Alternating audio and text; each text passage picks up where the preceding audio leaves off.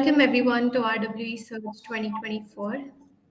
It's my pleasure to welcome all of you to the summit hosted by Healthark Insights. In our inaugural year, we gather to explore the latest advancements and share insights in the real-world evidence space. We're honored to host a global lineup of 46 distinguished speakers, each a leader in their field, bringing diverse perspectives, expertise to the forefront of our discussions. I'm excited to introduce our remarkable co-chairs of the conference, Janak Joshi and Julie Krommenhoek. Janak Joshi is a visionary in the healthcare data space with extensive experience in bringing next-generation digital and AI-led capabilities. Julie Krommenhoek, throughout her esteemed career, has been involved in strategically advancing medicine and research at every stage. I will now hand it over to our co-chairs, Janak and Julie, who will be delivering their welcome notes, further setting the stage for what promises to be an exciting and insightful event. This will be followed by a welcome note from Dr. Purav Gandhi, CEO and founder of Healthark Insights. We look forward to engaging discussions that will shape the future of healthcare. Thank you for being a part of RWEsearch 2024. Let's make this an unforgettable experience. Fantastic. Thank you so much. I'm Janak Joshi, and it is a pleasure to welcome all of you to this year's and the first conference, global conference sponsored by Healthark. This journey over the next 3 days is going to explore a much needed discussion around real-world evidence and the global impact of the data coming from RWE in clinical trials. We will be focusing a lot on the operational impact, governance impact, automation impact, and the need for making the data a lot more utilization and evidence-based rather than just on data collection. And focusing on what these trends translate to markets in the Middle East, markets in Southeast Asia, Europe, and the United States. When we think about drug development, it is indeed a global market, and it is very important for us from all continents to take a perspective on how it kind of impacts our patients across the Middle East, Southeast Asia, and beyond. Now, with regards to all the evolving market dynamics, both in the US, Europe, especially in the Middle East, it's very important that we focus on 3 to 4 core topics. One of the big topics of discussion has been around advanced data sources. So we have an incredible panel talking about how novel data sources are evolving in terms of accessibility, in terms of utility, in terms of data quality, in terms of the governance and privacy matters surrounding those novel data sources. We're going to be talking about the impact of AI and radiology informatics, the impact of utilization of pathology data, genetic data, and the very rapidly evolving topic of radiomics in oncology and neuro trials. In addition to that, when we think about the changing markets, RWE is not a new topic, especially in the US and Europe. It's been around for at least 2 decades.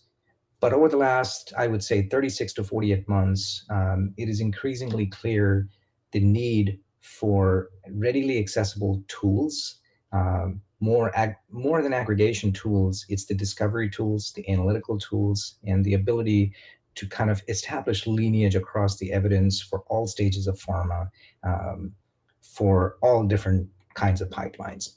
So the tooling question is going to be very important for all of us participating in this conference. And more than tooling, we also would love to touch on what are some of the privacy regulations when you're accessing this data, when you're using these tools, what kind of audit requirements are required? How does the evolving guidelines and the evolving initiatives with the Saudi's Vision 2030, the initiatives in UAE, kind of broadly impact how we think through consent management, how we think through involving patient-reported outcomes in clinical trials, how we look at retrospective data and prospective data both, and do we even have the ability to kind of rationalize the evidence coming from historical data assets and marrying that up to the future data assets, the prospective data assets. So, I think this is a very, very exciting conference. This is one of the first times I think the topic of RWE is going to be focusing on the Middle East, and our friends from Saudi Arabia and UAE are going to be talking about really exciting conversations around how both these countries are focusing on evolving their data infrastructure, their HIT infrastructure, and their evolving regulation to kind of support expanding the role of RWE in the Middle East too. So having said that, I'll pass on to my co-chair, Julie. Go ahead. Thanks, Janak. I heard, first of all, such a pleasure to be here and welcome everyone today and for the next 3 days. Having a pleasure of working with Janak and the rest of the team. I will tell you that we all share in this excitement because what we're doing is really unveiling something that we haven't seen a lot before, which is the distinguished people that are out working on data. There are data geniuses. And in some respects, this is a star-studded crowd where we get to not only look at people that are well-read, that are in the industry, working in pharma, all different layers of pharma, different, as we said, trends. And we get to explore not only the bold moves that each of the people on the panel have made and the speakers and the academia, but what we really want to think about is what Janak mentioned, which is bringing the data to life. One thing that we challenge every speaker and everyone in the audience is to really help think about how the data affects you and how to impact it differently, how to look at it differently from different perspectives. So we know that we're in this fast-paced AI world. We're hearing Chat GPT, generative pre-trained transformer, happening all over. I even make my kids know that it stands for something. And what we need to know is that the vision that we have today, thanks to Healthark and the team, is really simple. What we're really looking to do and to hopefully present for you is to sit back and think about how we generate new knowledge and see it from different perspectives. So you're going to hear market trends. So you're going to hear some traditional pieces of data. How is data being used traditionally?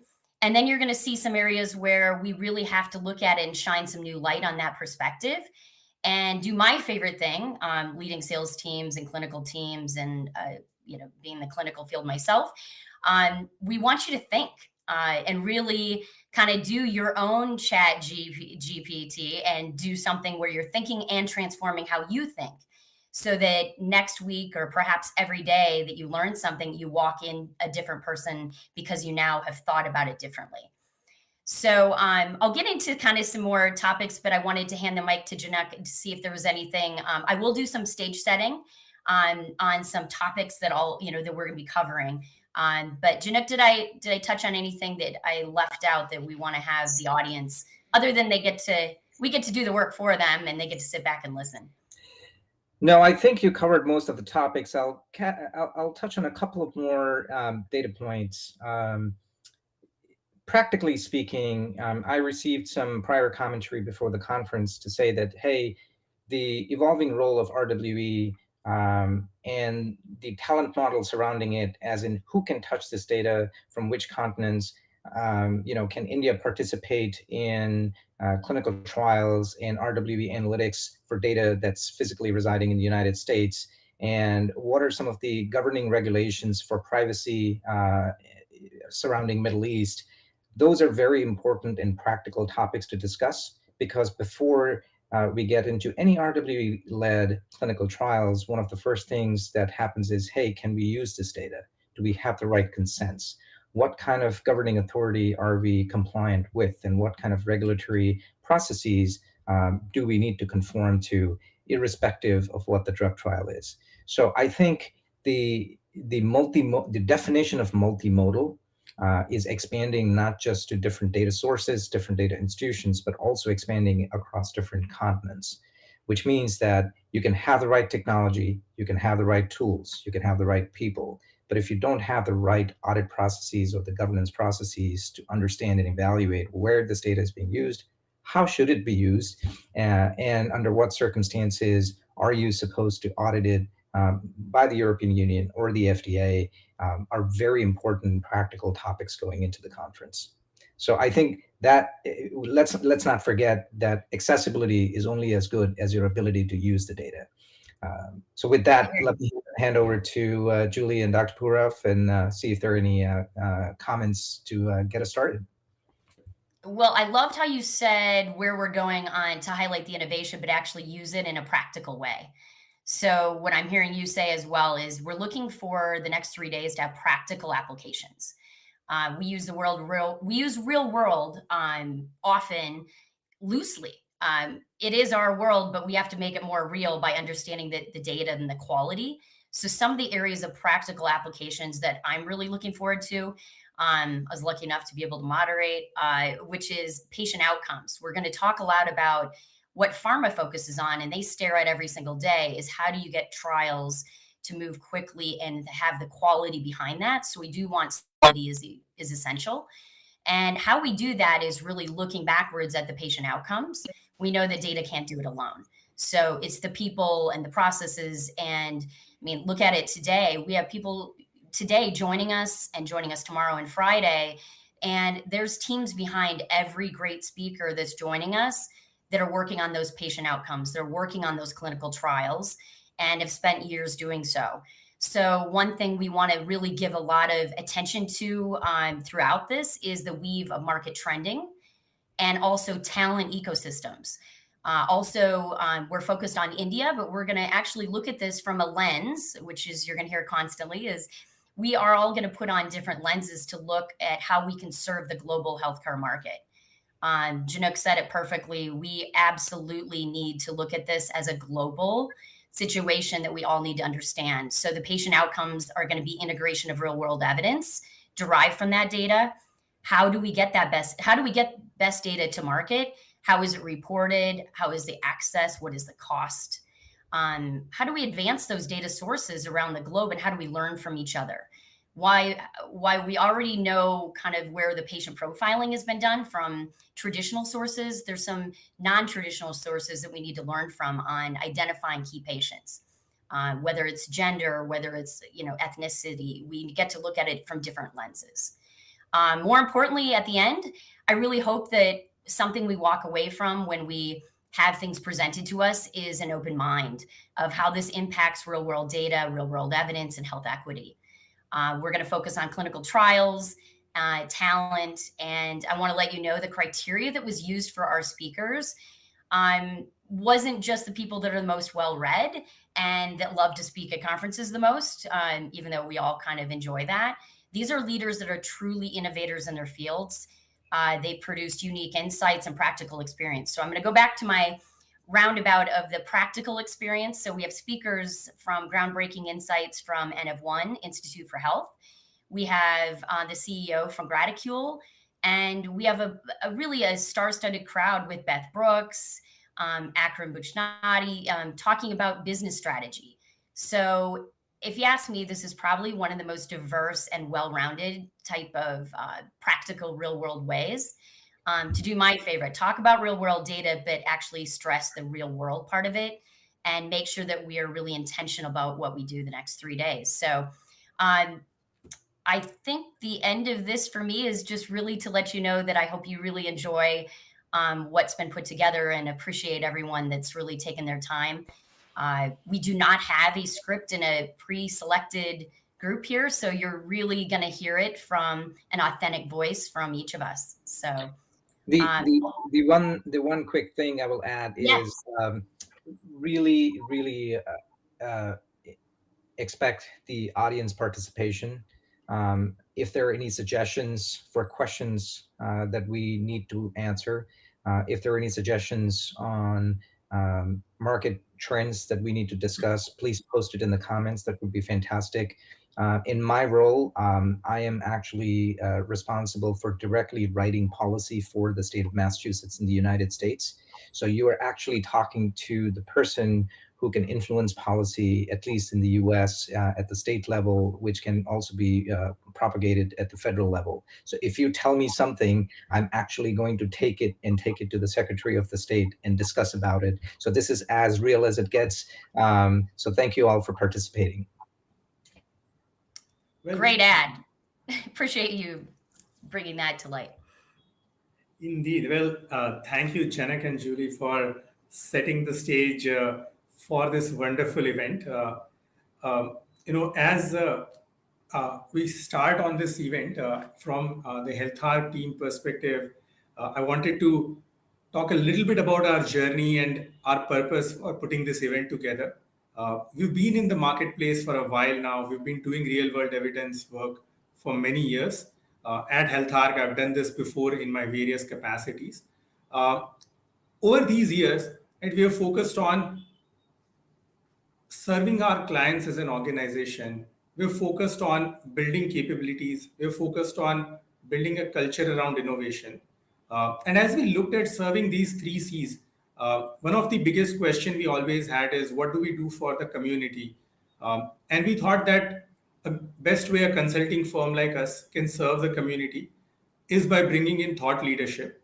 And an event like this would be a perfect way to bring that thought leadership uh, to to the marketplace. And marketplace is not the ideal world. I think we go beyond marketplace. We are truly a community because it's not only business which is at the core purpose of healthcare. Uh, in our work, we come across so many different stakeholders, starting from patients and physicians to people from pharma and medical device industries. We come across healthcare practitioners. We work with policymakers. We work with payers or insurers. We work with a lot of technology innovators. And each one of them truly aspires to bring a unique innovation to solve a healthcare problem. Uh, but sometimes when all of them come together on the same stage and talk to each other, that is where the magic or the spark happens. Right? And we thought that what better way to do that than us bringing all of them together, not only across stakeholders, but also across geographies. So today, as we start this event, we have people from US and Canada speak at the event. We have a lot of fantastic speakers from Europe, with people from the Middle East as well as APAC region, all of them coming together on a single platform, talking about some of the latest innovations and challenges that we are facing right now. Um, as we think about this event, I also want to go back to the genesis of the event. Right? So um, we've been attending a lot of events, and as we're putting together this event, this idea started around 4 or 5 months ago. And I really want to thank Janak and Julie as co-chairs here. As we started conceptualizing this event, this was the first time Health was putting together an event of this nature and magnitude.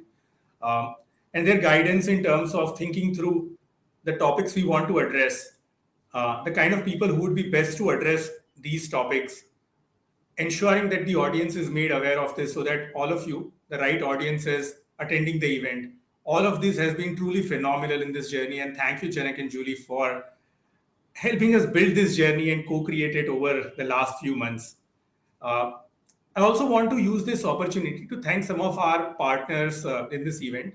Netflix, which is the platform where we are all viewing this event, has been a wonderful platform partner. For us, this is the first event. Netflix team does this every single day. So their guidance in terms of how to put together an event has been unparalleled. We have two academic partners, IHMR University and Indian Institute of Public Health, Gandhinagar.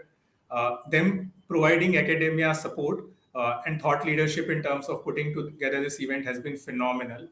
Uh, we have Odyssey India community, which again has been the flag bearer of spreading awareness around real world evidence in India, and them partnering it with us in terms of taking this message to a larger audience has been really instrumental.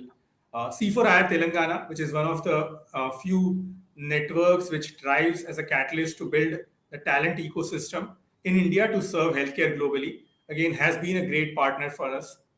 Lastly, Real World Wednesdays. It's one of the longest running podcasts in the field of real world evidence. They've always been an inspiration and now also helped us a lot in terms of putting together this event. So, again, acknowledging their contribution here. Uh, as we start on this event, like Janak and Julie mentioned, the idea here is to make it as real as it gets, to participate in the event, ask questions. This is not a a show where we talk and highlight a few things. The idea is for you to participate, ask questions, and truly make it an information and knowledge exchange experience for all of us. So with that, I thank you all for participating and look forward to next 3 days. Uh, Logistics wise, we'll have a 5 minute break before the first panel starts. So all of us will go off stage. Request the audience to kindly wait for 5 minutes and look forward to the next 3 days of conversations.